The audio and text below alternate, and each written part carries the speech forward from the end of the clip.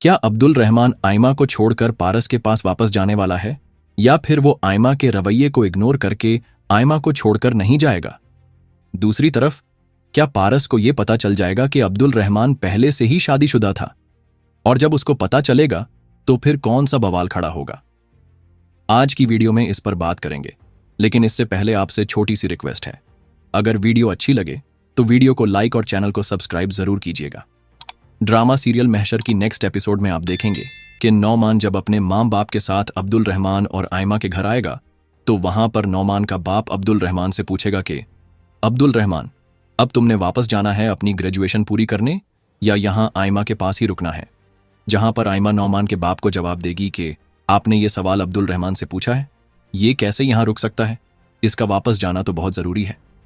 जहां पर गिलानी साहब आयमा को बोलेंगे कि क्यों, इसका वापस जाना इतना जरूरी क्यों है, उसने कौन सी वहां जाके फैक्ट्री लगा ली है जो इसका जाना इतना जरूरी है? वहां पर आयमा जवाब देगी कि फैक्ट्री तो बहुत छोटी बात है, ये तो वहां जाके दिल लगा बैठा है।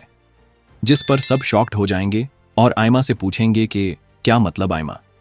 जहां पर हम देखेंगे कि आयमा सबके सामने ये मामला खोल देगी और बता देगी कि ये वहां जाके किसी लड़की से शादी भी कर चुका है और इसका वापस जाना जरूरी है, क्योंकि ग्रेजुएशन से ज्यादा अब वो इसकी जिम्मेदारी है, इसीलिए ये यहां नहीं रुक सकता।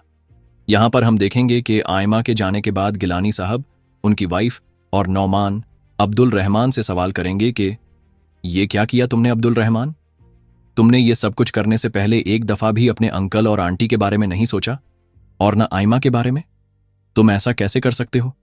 अगर तुमने ऐसा कर भी लिया है तो अब तुम्हें यह समझना चाहिए कि आयमा को तुम्हारी जरूरत है और अब वो तुम्हारी जिम्मेदारी भी है। और सबसे बड़ी चीज ये कि तुम्हारे अंकल और आंटी की ये ख्वाहिश थी कि उनके बाद तुम आयमा का ख्याल रखो, इसलिए अगर तुम वापस जाते हो तो ये तुम आयमा और अपने मरहूम अंकल और आंटी के साथ ज्यादती करोगे। इस बारे में जरूर सोचना अब्दुल रहमान। यहां पर हम देखेंगे कि इसके बाद अब्दुल रहमान और भी ज्यादा परेशान हो जाएगा, जिसको पहले ही अफसोस है कि उसने अपने अंकल और आंटी की नाफरमानी की।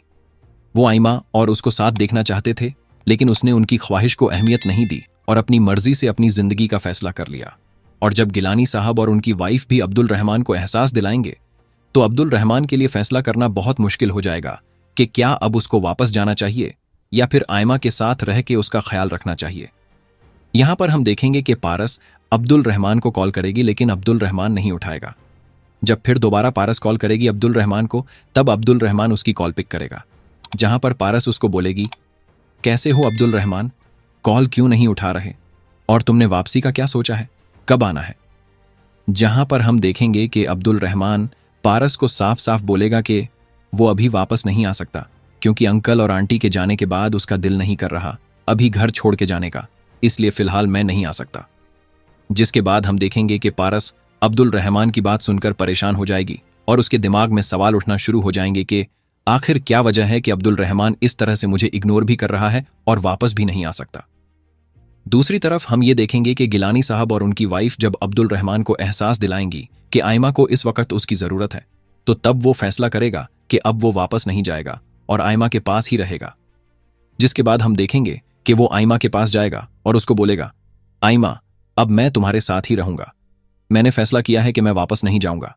यहां पर हम देखेंगे कि आयमा अब्दुल रहमान को बोलेगी, अब्दुल रहमान, तुम मेरी वजह से यहां मत रुको, क्योंकि पहले भी तो तुम मुझे यहां छोड़कर ही गए थे, तब तो नहीं रुके तुम, अब क्यों रुकना चाहते हो? जहां पर अब्दुल रहमान उसको बोलेगा, पहले की बात और थी आयमा, पहले अब्बा और अम्मी जिंदा थे, तुम्हारे पास थे, तुम अकेली नहीं थी, पर अब तुम अकेली हो और मेरी जिम्मेदारी भी हो, इसलिए अब मेरा फर्ज बनता है कि मैं अपनी जिम्मेदारी पूरी करूं और जो अब्बा अम्मी चाहते थे उनकी ख्वाहिश के मुताबिक तुम्हारी जिम्मेदारी उठाऊं और तुम्हारा ख्याल रखूं और तुम्हारे साथ रहूं। यहां पर हम देखेंगे कि आयमा उसको साफ साफ बोल देगी, मुझे अब तुम्हारी जरूरत नहीं है, मैं तन्हाई तो झेल सकती हूं पर तुम्हारी हमदर्दी नहीं, और वैसे भी तुम्हारी जिम्मेदारी तो वो भी है जो तुम उधर छोड़कर आए हो। अब तुम्हारे लिए बेहतर यह है कि तुम अपनी सेकंड कमिटमेंट निभाओ, जरूर निभाओ, मेरी फिक्र मत करो, मैं अकेली दे सकती हूं, तुम उधर जाके अपनी जिम्मेदारी निभाओ।